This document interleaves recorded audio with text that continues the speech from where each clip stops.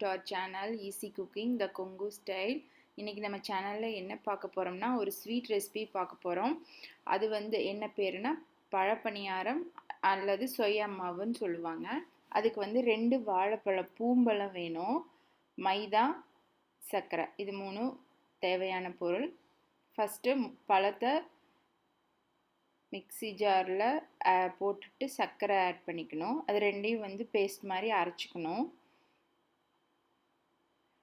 அதுக்கப்புறம் ஒரு பாத்திரத்தில் அதை ட்ரான்ஸ்ஃபர் பண்ணிவிட்டு நெக்ஸ்ட்டு மைதா ஜலிச்சு எடுத்துக்கணும்.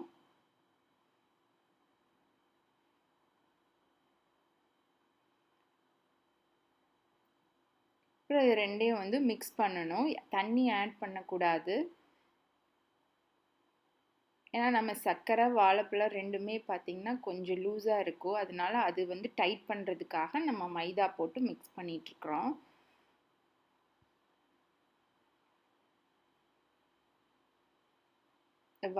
வடையெல்லாம் போடுவோம் இல்லையா, அந்த மாதிரி பதத்துக்கு பிசைஞ்சு எடுத்துக்கணும்.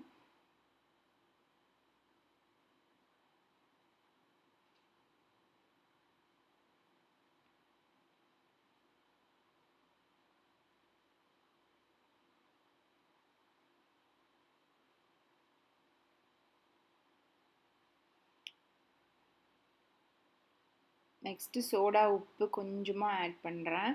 அதை போட்டு நல்லா மிக்ஸ் பண்ணிடுங்க. அப்புறம் ஒரு கடாயில் ஆயில் ஊற்றி ஹீட் ஆனதுக்கப்புறம்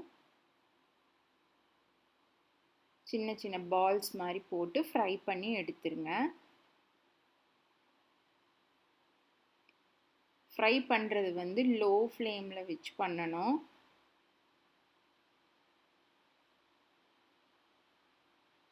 அப்போ தான் ஈவனாக வெந்து வரும்.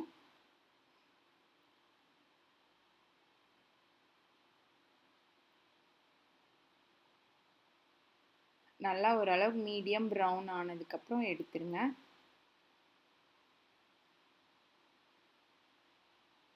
இந்த ஸ்டேஜுக்கு வந்ததையும் எடுத்துருங்க.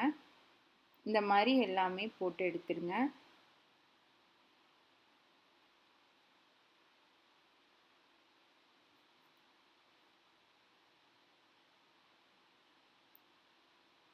இதுதான் பழப்பணியாரம்.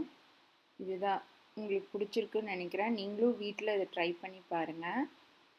இது பிடிச்சிருந்ததுன்னா லைக் பண்ணுங்கள், ஷேர் பண்ணுங்கள், கமெண்ட் பண்ணுங்கள்.